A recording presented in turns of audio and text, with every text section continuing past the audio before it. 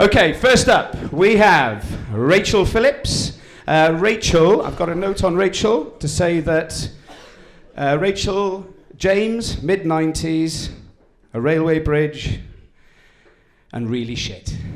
Rachael is a journalist who writes about living, working, and playing better, something that we hope we're encouraging tonight. So please give her a warm applause.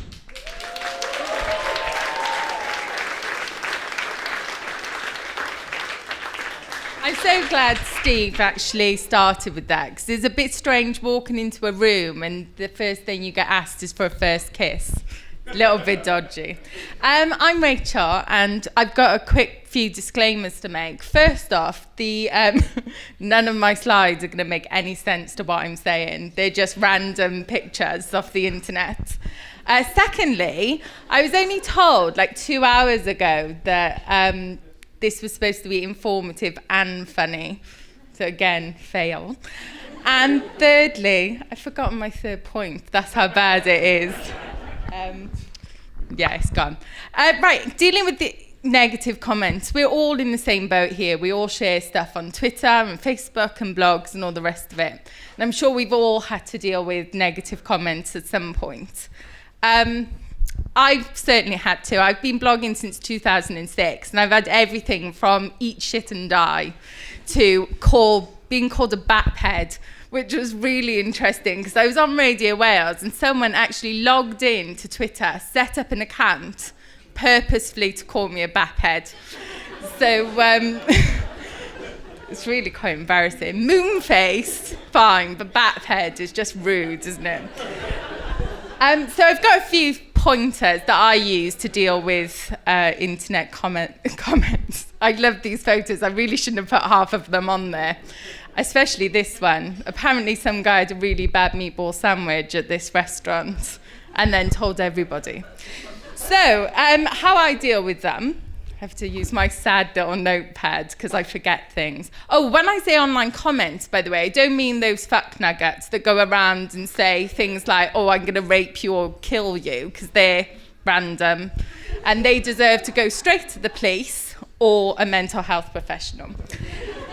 Yes, so I usually like to put things in perspective, first of all. I like to think about what kind of person is sat there making these kind of comments. They're usually middle-aged virgins who live in their mother's basement and are usually really jealous because we can't comment because we've all been waiting to upgrade our phones, haven't we? With this iOS 7 malarkey. See, just thrown in a little bit of relevance there. You can shut comments off altogether. It's a bit drastic, but you know, if you really find they're quite difficult, shut them off. People like Seth Godin and Gala Darling, if you like your lifestyle pages, Ed, I'm sure you do. Just turn them off altogether. I can see myself getting close to the end. I'm sorry, I've not been informative at all yet. You can irritate them by using whatever they say as a debate. So, for example, going back to the batphead thing, I think I've got more of a moon face. So I would maybe do a blog that says, you know, I've got a moon face, what do you think? It annoys them on two levels, because first off, they start to think, you know, you've not fucked off and died, and that's what they actually want. And secondly, you're using their words against them, so do that too.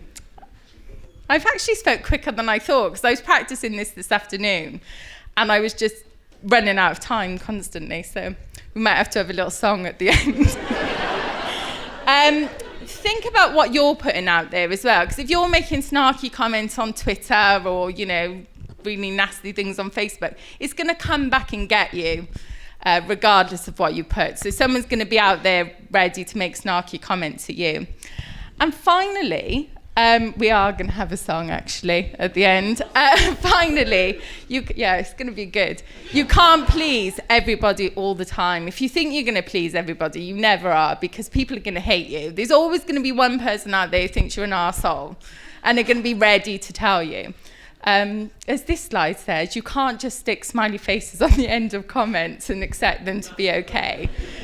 Which a lot of people do. I don't know, I've used that twice. I clearly run out of Pinterest. I think the last two slides, I might just evaluate what I've actually written, because I was expecting to bang on for a lot longer than this.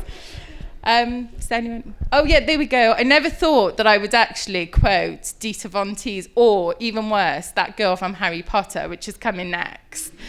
Because, I mean, the moment we start thinking, using our own self-worth and ruining our own image of ourselves because of what strangers are saying on the internet, is really the time we all need to log off and give up. I think that's it. I'm done. I think this should go to the next thing then. Oh, I prefer a little bit of take that, actually. I could do some take that. Thank you. Thank you very much.